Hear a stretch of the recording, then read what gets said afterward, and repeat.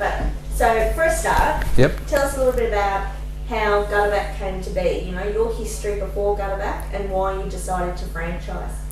We had a plumbing business, and we were asked to clean gutters. In those days, plumbers cleaned gutters, obviously by hand.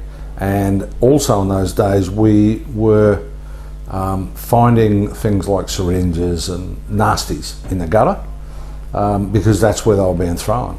So, and also we had spiders and, you know, that sort of vermin up there. So we decided, my brother and I decided we should develop vacuum equipment. So that's what we did. We discussed it. We then went out and looked for it. He actually went out in the early stages and found equipment. We then diversified from that original equipment to different, more reliable equipment to where we are today, and just developed the machinery. We ran that for probably 18 months and then thought maybe a great business to franchise.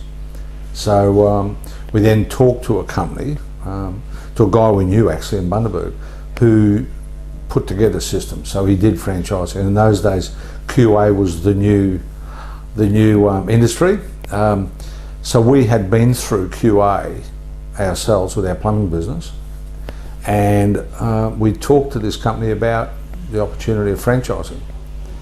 So we did, but then we went down a different path, and we went through an accountancy program, accountancy firm, and they built our manuals, and we used a law firm to build our contracts and agreements. So we did all that in Bundaberg, and then we went out to the marketplace. So, and that took some years, and then for every year after that, we thought we had it perfectly right. Every year after that, we realised we didn't. So every year, every day, we're sort of changing what we're doing. It's just an ever-evolving business, and I'm sure every franchise system is. You know, I think if you want to, and the technology that's becoming available to everybody just forces us to change. We can't be stagnant. It's impossible. So how long ago was it that you started franchising? 12 years ago we started the actual franchising. 15 years ago we started the business. Mm-hmm. Yeah. So what's different with the Gutter-Vac machinery compared to other people out there that are saying they clean gutters? That's a secret. I'd have to kill you after I told you. Yeah, it's different. It just uses different. It uses a different principle to what most other people are using. So what's the difference between actually using the vacuum system compared to people who are just going out there and doing it with their hands? The obvious things. Obviously, we can. Our equipment's wet and dry, so we can vacuum the mud and the sludge and the rubbish that's in the bottom of the gutters. We can also get at places that are hard to get at because of the vacuum ability. You can have smaller, specially made tools to get into spots, and it'll suck them out, whereas you can't do that by hand. The advantage of that, of course, is it's faster, it's much more efficient, it collects it all into one place, doesn't make a mess. We don't have to pressure clean or blow and then clean the property again, so it's a once-off. But I suppose the magic is also the diversification of the equipment. We can do other things, like with that same equipment we get into ceilings and vacuum out old insulation. So you might even have fiberglass bats that are collapsing. We can vacuum them out, we don't have to pick them up. The pump-in style insulation that's in ceilings, we vacuum that out. We can do dust and dirt. We can do rainwater tanks. We can do chimneys. We've even had the occasion where somebody's cleaned a cattle dip. They've vacuumed, or they've emptied as much water as they can. They couldn't get any more out, so they got our guy to go in and vacuum all the sludge out of the bottom of the cattle dip. Deep well manholes that they couldn't pump it high enough with small submersible pumps. So yeah, it's equipment that can do a lot more than just clean gutters. So in that last 15 years, how have you seen franchising change? I believe we've got a great business, a great franchise business. I think there's a lot of businesses that probably shouldn't be franchised. But then I don't think they survive anyway. So there's a lot of that's a great idea. Let's franchise it. The thing about franchising is, I think, is the legal requirements behind it are becoming much more stringent, and I don't think that's a bad thing. I think that's a good thing. It's also becoming more apparent that franchises are more successful than private enterprise. So the percentage of success in franchising is much higher than people who do it on their own. The failure rate in doing it on your own is scary. It's scary big compared to franchising. It's the failure rate is very low. And I think people who would never go into business for themselves can do that by using a franchise system. So that's the advantages I see. So what do you think makes a really great franchisee? The magic question. I don't have a clue. I really don't. Certainly somebody with ambition, or somebody with a clear vision of them wanting to go into business and use the cliche, not on their own. They want to go into business, they want support. But it's difficult. What makes an ideal franchisee? Is there any particular traits that they have that you could look for if someone was looking for a franchisee? Is there things that you sort of look at? Because sometimes it's more that gut feel rather than saying, because they're detailed or they're orientated. Is there more things that you look at in a gut feel sort of a way when you meet someone and go, yeah, I think that'd be pretty good? Yeah, they've got to like people. I think that's an essential. We've found in our system that the guys that have the least trouble going forward are those that have got good sales backgrounds or good sales ability. So my ideal franchisee is somebody who's come out of a sales background or sales type business who wants to work outside but likes to work with people, because we're in a service industry. If you don't like people, then you shouldn't be doing it, because that's what you do. You work for everyone's your boss. Not necessarily, we're not looking for people that have got lots of money. That's not necessarily one of the criteria. Look, it's such a broad thing that we get people that want lifestyle, some people want a career, and some people just want to play with machinery. So for us, we get people who've got machinery and love it. Some people want to build their own little empire, and we've got those. I don't think there is one thing that you can look for, and I don't think there's a franchise system out there that is that driven towards what am I looking for? There's no system, I don't think, that has a very narrow band of requirements. I think everybody that goes in a franchise has probably got a lot of ability. Yeah, so it probably doesn't answer your question, but no, I think it does actually, because I think that it's more about then how you support them. Yeah, that's right. What's more important is finding out what they need. And that's why we've brought a business coach into the business. That's, because they're an expert in that field. They know what to do. We have developed a business and a business model, but as the years go on and things change, then the model changes. It evolves, and we realise that we need IT people involved. We need business coaches involved. We need marketing people involved. In the old days, it was a lot simpler. Now it's become more complex. But by us providing all those tools in our business and our franchise model, we like to think that we can sort of support most people. So, what would you say should be the number one priority right now to get a result in franchising for a franchisor?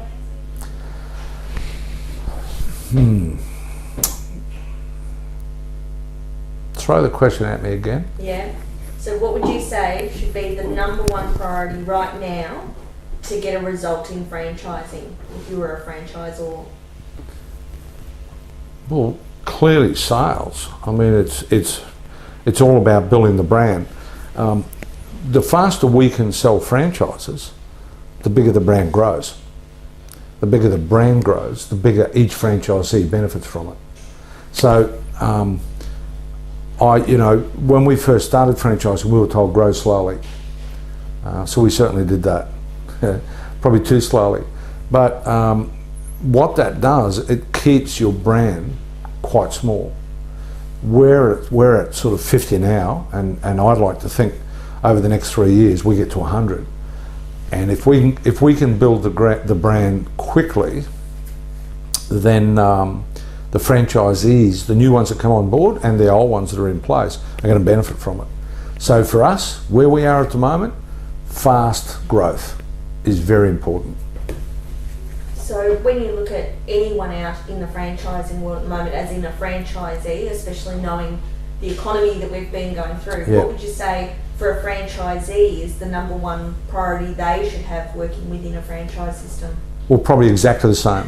Yeah, they need to be looking for a franchisor that is ready to go, ready to grow. And don't get me wrong, I don't mean a new small franchise maybe still be a great opportunity, depending on what they want. But obviously the franchise systems that have got some growth behind them, which you would hope they've learnt a lot of the mistakes they've made and fixed those, and they wouldn't probably be still in business today if they hadn't. So most of the franchise systems that are more than a dozen now, 2013, are probably going to make it, or probably going to get close to it.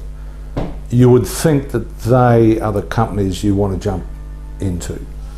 And the faster they can grow, the better you'll go. So that's what I'll be looking for as a potential franchisee, is someone that's really growing quite fast.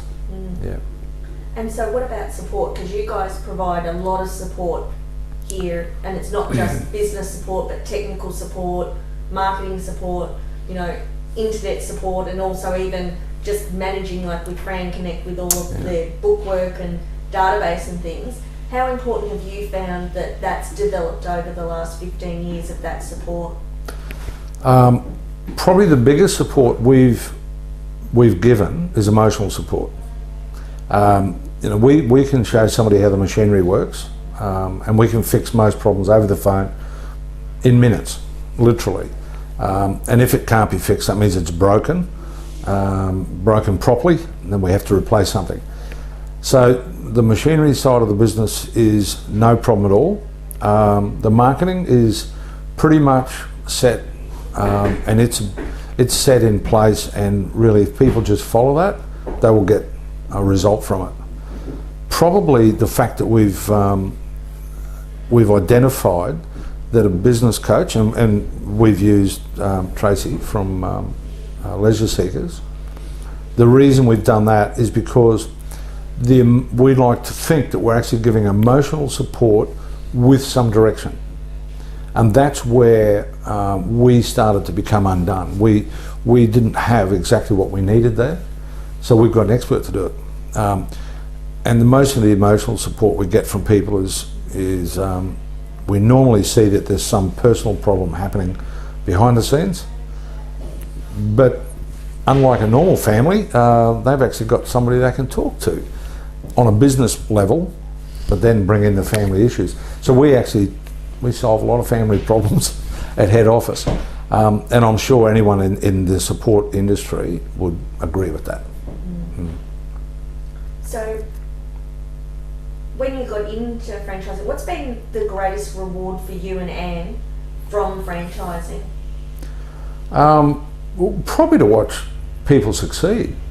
You know, we've got some very successful franchisees, and when you think that that all came from a barbecue at the back of my house with my brother, and we had 7 million 4X beers, and thought this is a great idea, let's do it, and we did, and it was an idea that we carried through and been absolutely persistent. And there's been many times could have given up and possibly should have given up, but just being stubborn, we just, no, I'm not putting this much of my life into something and not see it succeed. And then watching somebody else succeed, very rewarding. I love it. I like looking at the sales reports each Monday or Tuesday and go, my God, look at that. That's impressive, So, yeah, love it.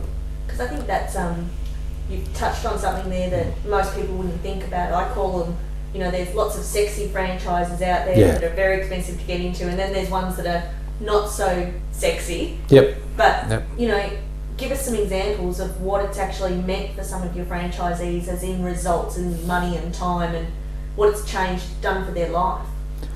Oh, we've got franchisees that had nothing, and their prospects were less than promising, and they've come into the business and made it successful.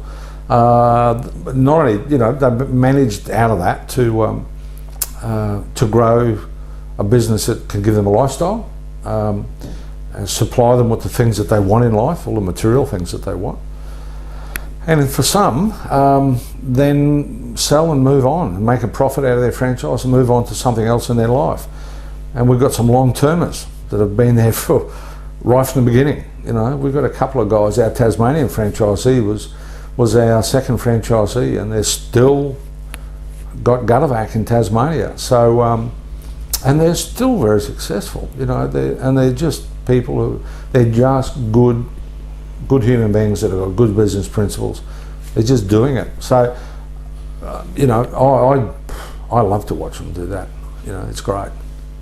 How important do you think it is in, selecting the right people to be on your team, so your head office team? Yeah. How important is that for you to make sure you've got the right people on board to help you help the franchisees? Oh, it's vital.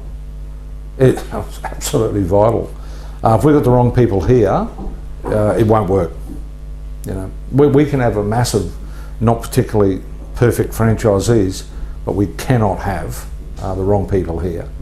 So yeah, that has probably been, we've been very lucky with that, but it's probably been our biggest struggle.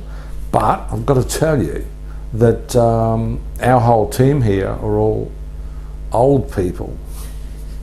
We're all, we're all well past 30, except for a couple of our consultants who are not. How old are you? No. So no, very important, and I think if you've got the right team, you need less people. And we're running 50 franchises with 4.5 people on the ground all the time, with help from outside consultants and outside assistants of maybe 4 or 5 people. Yeah, and I think we run a pretty good show. So you are also very involved with franchising in general, being a part of the Queensland Franchise Council chapter. What makes you want to stay aboard with that? A lot of franchisors are just focused on their business, but you're involved in the franchising community. What's made you really want to step forward and do that? The FCA, or the Franchise Council of Australia, is a national organisation. I'm on the Queensland Chapter Committee, as you said. I originally wanted to be on that to just see what the industry held. And since I've been on it, I've been involved for some years now. There's a good group of people. I think the FCA is a vital industry body in Australia, and it needs all the support it can get. It needs a lot more support from franchisors and franchisees because it's really for them. So I also think that as a franchisor, we can give back something. It doesn't take a lot of your time, but there's some really good people in there, and at a national level, they're very important in the industry. They do quite a bit of lobbying, and I like to think that we can at least, represent part of the industry through an organised group. And do you find that you're able to learn from other franchise systems, great innovations or things that you can bring into your system? Yeah, absolutely. Yeah, it's all the finer detail stuff. Most systems have got the big stuff pretty right, but it's the little stuff that makes the difference. So really, that's vital, and the networking that happens through the group is quite invaluable. It's just it's extremely important. So yeah, we'll learn a lot. And so I think most people would probably be surprised just thinking, Gutter-Vac and mainly we clean gutters, but you're actually ahead of the curve in a lot of technology and online strategies and databases for your franchisees. What has prompted you to get into that even years ago to start putting things more internet based? Well, tell you the truth, my daughter got involved in the business, and she came from a legal background. She was a lawyer, and their law firm was extremely systemised, and we looked at a reporting system that was reliable and comprehensive. And that's why we went down that path. So we've been cloud-based for years, and I know at the moment it's the in discussion. To be cloud-based makes you innovative. It's been around for a long time. So we've got this system that we believe gives our franchisees 24-hour access to the business.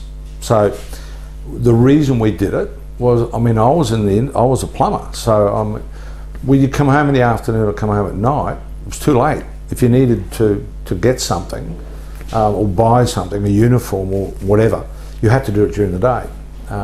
Whereas what we've put in place for these franchisees is they've got everything's online. So if they want uniforms Sunday night, they can go and order them. They want business cards, we use Worldwide Online, which is now rebranded to Worldwide Print. So we've got a portal with them so they can order their business cards and flyers, all of that at competitive rates, but when they want to. We don't have to have somebody sitting here and putting margins on everything. They can actually order the product themselves. So cloud-based online type technology is absolutely essential for any franchise system. So in the last 15 years, obviously you've had to change and grow and develop. What do you think are the traits that you've really had to work on to really survive in franchising and to build your business to where it is today, to the successful franchise it is? Well, I think the secret is just being open to new ideas. If you ever think that we've done it, we've got it right, and that's it, then you may as well shut the doors because you won't succeed. You will eventually fail. Things are moving so fast that you've just got to listen to other people.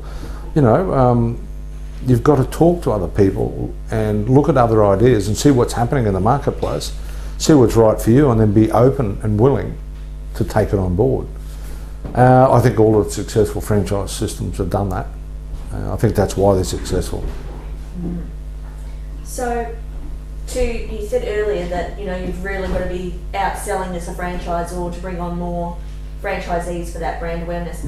What are the main things that you do to attract franchisees to your system? Probably should show them the opportunities. The one thing that we probably struggle with is people find it hard to believe you can make a living out of cleaning gutters. And the thing is that we've got 50 franchises out there proving you can do it. When we first started the industry, and we did pioneer the industry, there was virtually nobody doing it. And over the last 15 years, if you now Google gutter cleaning, there are pages of people doing it. Of course, when we first started, there wasn't Google, but the yellow pages didn't even have a listing for gutter cleaning. So it was under S for spouting and gutters. So that gives you an idea in the 15 years that have transpired, what's happened. So for us, we're out there telling people about a business for people that want to work outside, want to work in a business that's hands-on and customer-based, and convince them that there's a business model to back up the business, they can be successful. So that's what we're telling people. That's what our website tells people. So you mentioned earlier it's taken a lot of persistence to stick with it and to get through those hurdles, and I believe every business has peaks and troughs. Yep. If someone was sitting here with us as a franchisor who was in one of those troughs, what sort of advice would you give them to, keep going and how to turn their business around? The very first thing to do is look at themselves and find out if they've stopped believing in the product. If they've stopped believing in the product or the model that they're trying to sell and promote and grow, then walk away from it. Shut the doors, it's over. Because if you don't believe in what you're doing, you can't do it. No one else is going to believe you. So you've got to give yourself a little uppercut now and then and say, oh, things aren't going well, oh, poor me. And that's great, nothing wrong with that. It helps you identify that you might need to change direction. But if you get to that point, you need to go and talk to people. Talk to your best friend, go to a networking group, talk to the next door neighbour, just talk to people. Talk. And find out. Go to your best franchisees that you've got and talk to them. And get them to reconfirm why they bought their franchise. And it won't take long, you'll come out of the doldrums and you'll get on with it. Or you'll identify that you've always fooled yourself, you should never have done it. It's that same thought pattern there, but for a franchisee, if they're struggling in their business as a franchisee, what would you recommend to them in any sort of franchise system? Get to your franchisor's front door as fast as possible. Talk to other franchisees, but be careful. Most people are quite happy to have some drama and putting 10 people together and grouping them up against somebody, you will always end up with a small battle, and you will kill the person you want to try and kill, even though if you never met it at the beginning. And once it's over, you'll probably be remorseful. But I would be, if I was a franchisee and I felt it was that bad, the first thing I'd do is get to my franchisor and I'd knock on his front door and say, I want to talk. And just list what is not going right. And you'll probably find it's not all the franchisor's problem or the franchise system's problem. There may well be some problems at home or in other things in your life. So, being in business, whether it's a franchise or not, it's a complete package.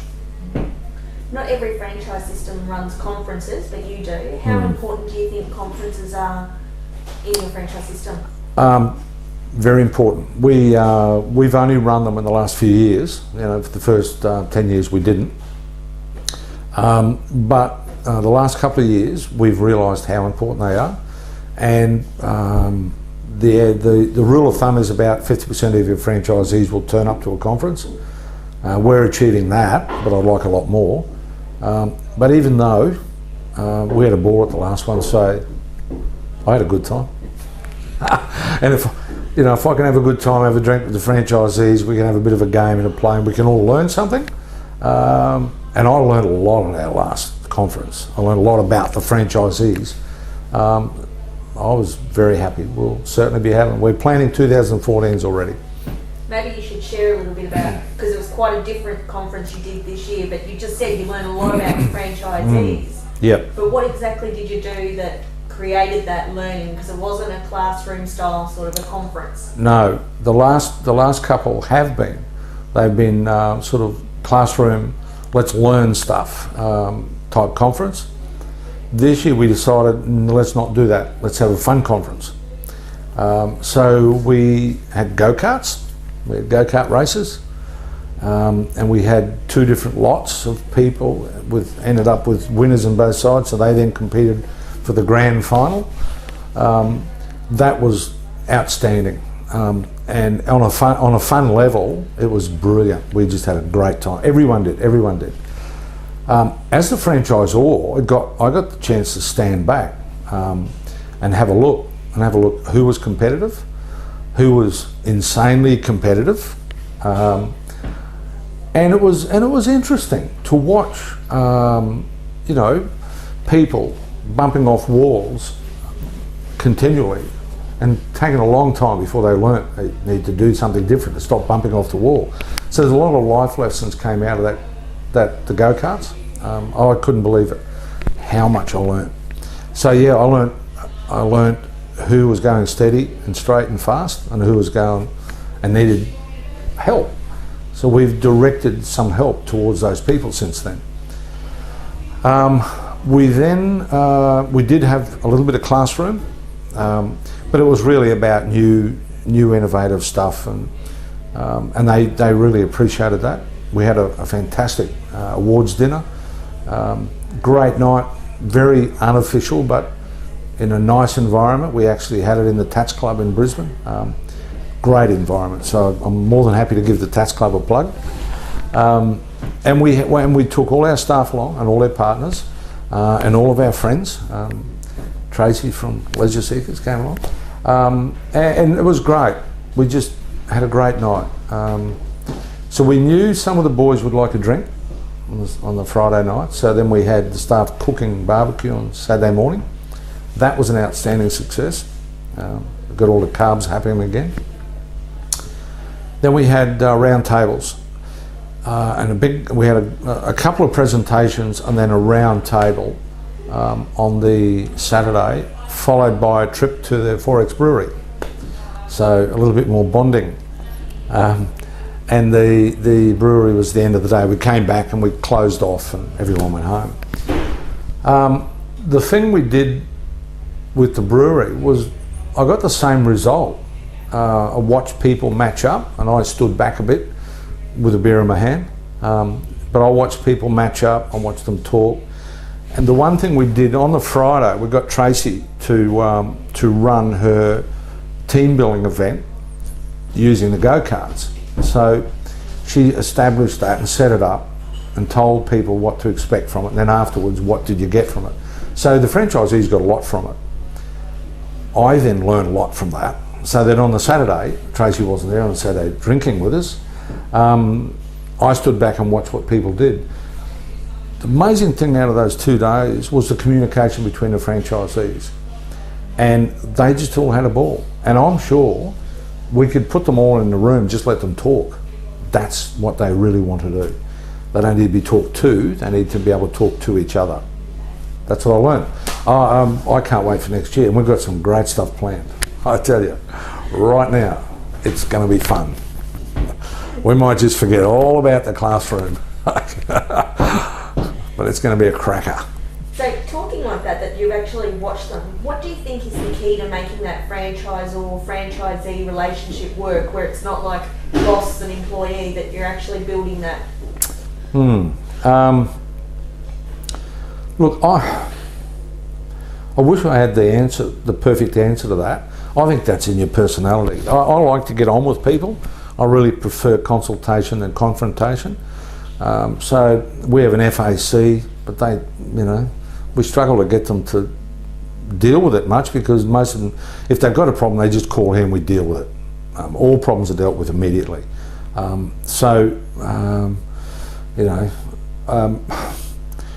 just think being available, I know it's easy. We only got 50. If you've got 500 franchises, then the owners of the business can't be available for everybody. But I think they've got to be available for those that need to talk to them. And there's times when people need to talk to you. You've got to be available for that. We're sort of lucky enough at the moment. We're small enough that I can be available for anybody at any time. So, and with the emails, and I've had Sunday afternoon phone calls. That's all right. you know. Isn't that a sign that it's a good relationship if someone feels comfortable enough, like I need to call you on a Sunday, and that you're willing to take it? Oh yeah. Well, I mean, most of them, when they come on board, I say my phone's on 24 hours a day, 7 days a week. They'll go, oh yeah, yeah, right. Then when something really goes wrong and they have to ring me on a Sunday, they find it, gee, it is.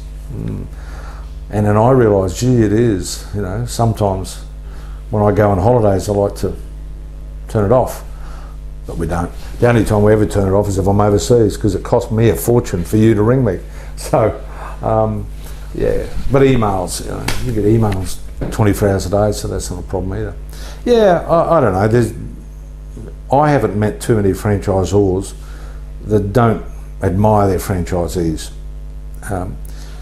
The very successful franchise systems that are hugely large, it's terrible, that have got lots of franchisees, then they have master franchisees in place, and you know, so they have a structure for supporting people. Yeah. So, on that, are you happy to talk about expanding and that taking the brand overseas and what that's actually meant for you? Yeah, absolutely. We were like everybody else and think, oh gee, let's go to America. You know, we'll all be trillionaires in the first 3 weeks. You know, so we went about that, and we've learned a lot about that. So we went into the US and we went about it in the way that we're going to structure it all ourselves, get all the licenses and the disclosures and systemise it for America and rebrand it, make it American. And we did all that. And again, my daughter and son-in-law moved to America. They're still there. And went to America and lived in LA for 18 months and then moved to New York. And we actually had an office down in Long Island, down in Bayshore. And we had a van and had our operators, and we were doing it. And then along came an opportunity to license it to another company that wanted to grow and wanted to grow their service industry based businesses. So we were happy at that point to license it to that company. So what we've learnt is that the next place we would like to go is either Canada or the UK, or maybe same time. But instead of going in and doing it the hard way, we'll find a licensee. For us, that's the way we think we'll do it. And that's the way the big companies have done it in this country too. They've come in here and got master franchises and, you know, given them systems to follow, and away they've gone.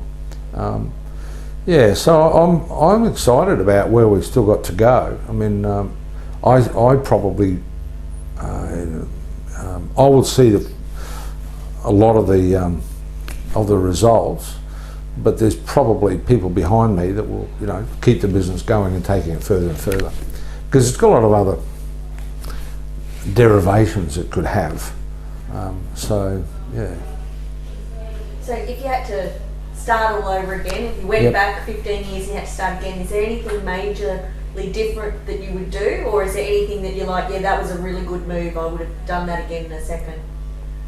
I'd do a lot differently, but wouldn't we all? You know, if you had your life over again, of course you're going to change all the things you did wrong. The early things for quite some years that I did wrong, and that is I didn't listen to other people. I didn't network. I thought, no, let's do this ourselves. You know, I don't want to be something else.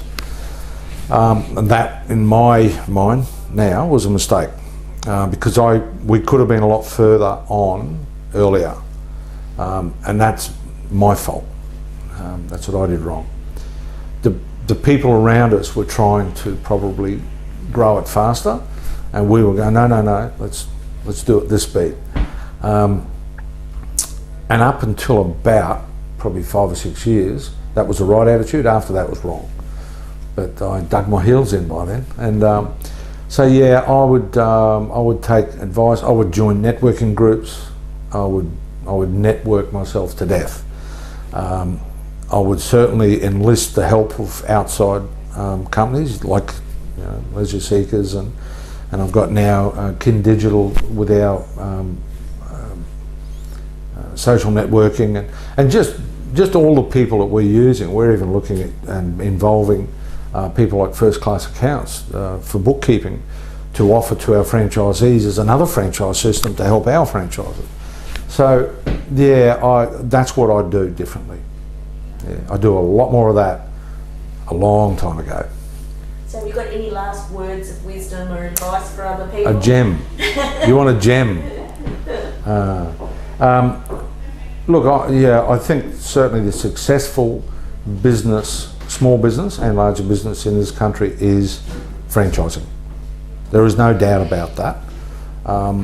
They've got the statistics to prove it. So yes, be involved in franchising.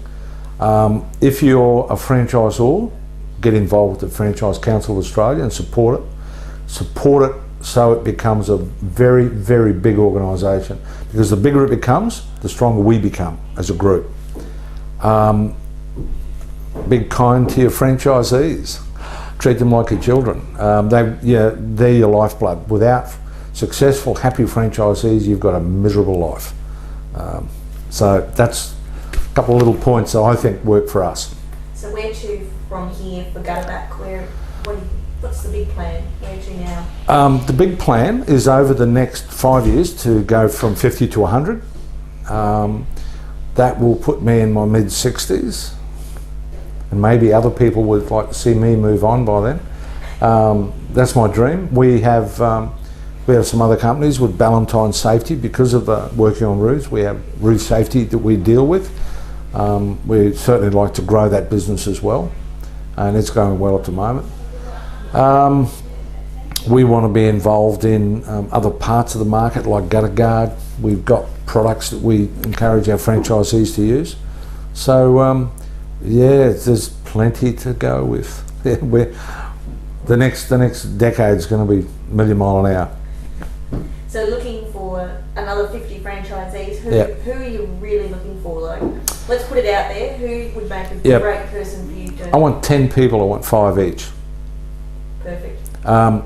It's clear, it's very clear in our system that multi-territory franchisees grow at an astounding rate, and they grow, their multiples are very impressive. It also means, and we're becoming much more multi-friendly as a franchisor. In the early days, we were very scared of it because, you're going to break up your system, That's not how our system works. Well, we've changed. Multi-systems are very good. It works for most of the other systems. And we've looked at our guys, and the multis, they're the winners. They're big winners. But then we've got guys who want lifestyle. So we've got fellas, franchisees who only want to do 2 or 3 days a week. So that's all right. But yeah, I want 10 people who want 5 each. And we still have the demographic in Australia that we can still do it. If we sell another 20, we'll probably struggle to put 5 territories together. So. Well, thank you very much. You're more than welcome.